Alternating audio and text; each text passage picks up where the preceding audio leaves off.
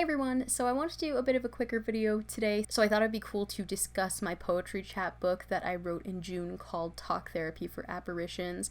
I mentioned writing it in my May writing update, so if you want to hear a little bit more about the process and why I came about writing it, check out that video, I'll link it. I wrote this chapbook, like I mentioned, in June, and it's kind of funny because I'm not a poet, but for some reason, I chose to write a chapbook.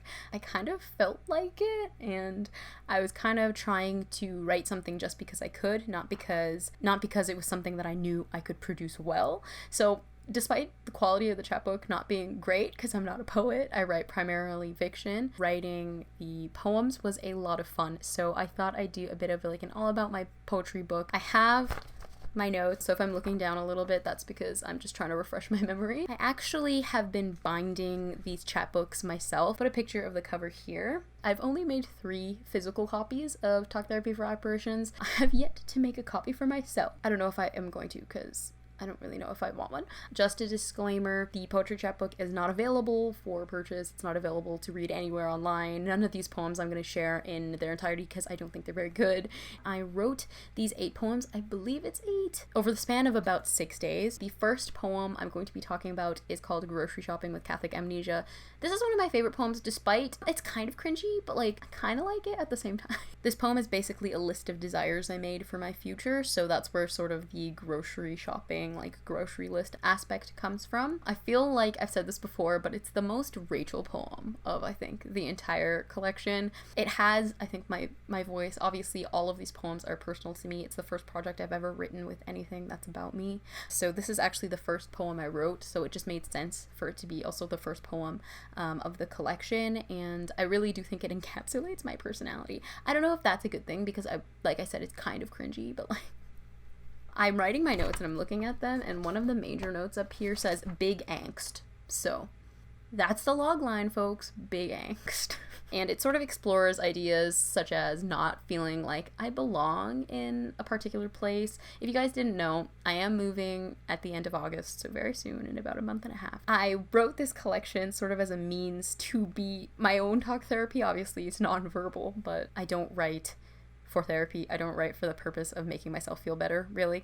Usually I can't write when I'm not in a good headspace, but I wanted to concretize some of the emotions that I was feeling, especially when I wrote it. I was feeling really overwhelmed with a lot of stuff.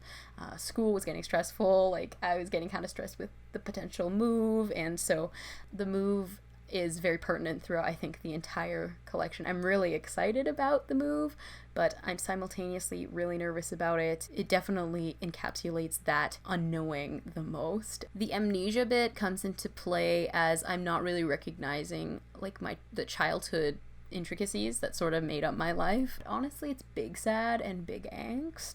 The next poem in the collection is called Arachnophobia When You Like Spiders, and this is actually kind of cool because it was adapted from a journal that I wrote for my religion class. So I didn't end up submitting the journal to the class because it didn't really work.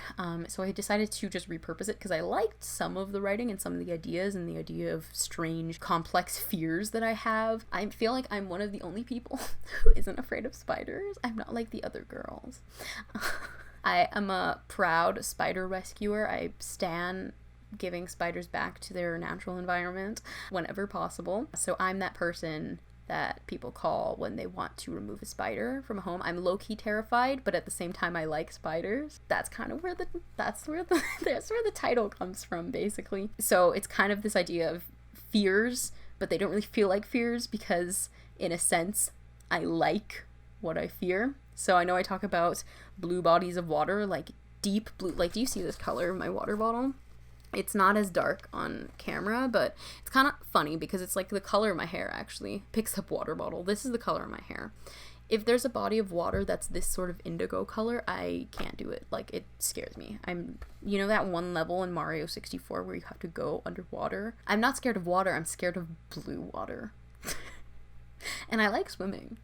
It's weird. So that's why arachnophobia when you like spiders. It's kind of strange, just like my fears. The next poem I'm going to be talking about is Curing False Memory When You Don't Believe in God. It's another found poem, and it's actually repurposed off of another poem that I had written for my writing class. But I created this poem called We Are Underwater in that class, and I like it looking back because it has some really nice images. You can tell that I'm not a poet though. It's literally just prose with line breaks. It's just the hypothetical. We Are Underwater, I just sort of adapted a little bit because I was on a roll with writing these poems.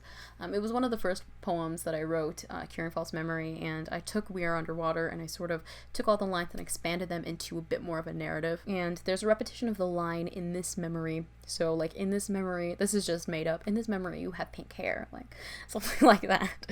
We don't really know what reality actually is.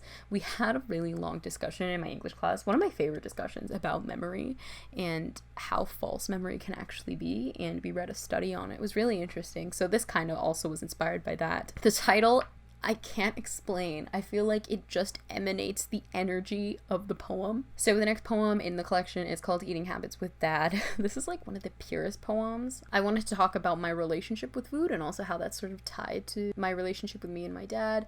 I also sort of go over my family in this, which is interesting. It's really weird to write about myself, I will say that. I probably won't do it again after this, for a very long time at least, unless I need it again, but writing this collection was really, really helpful in making concrete some of the issues that I was feeling that I didn't even really realize were issues. So after Eating Habits, I have Half a Cup, and this is also really personal, so I'm gonna sort of skim over it again like I did with the previous poem. This is about my grandma and death and losing people. Big sad. So the title, actually, A Half a Cup, comes from how my grandma usually asks me to make her tea. A special thing my grandma and my sister and I have is literally since the time I was able to probably drink stuff, she was like giving me tea. So whether that was like English breakfast tea with a little bit of milk and sugar, she makes the best tea, by the way. I've literally been drinking tea my entire life because of my grandma. My grandma is a tea enthusiast. So this is how she asks me for tea. So she's like, Ray, can you make me some tea? Like, just like a half a cup. It's really special. Like, I never make the right amount. I always make a full cup because, I don't know, I just can't make a half a cup. But is that symbolic? The next poem I'm going to talk about is Laundry When You Are an Inadequate Adult. This one is a big call out to myself. This is me being like, bitch, you're not ready to be an adult. This is, again, me angsting about moving. It's basically me calling myself a wimp, and it's wonderful, honestly. It's probably one of my favorite poems because it's so mean.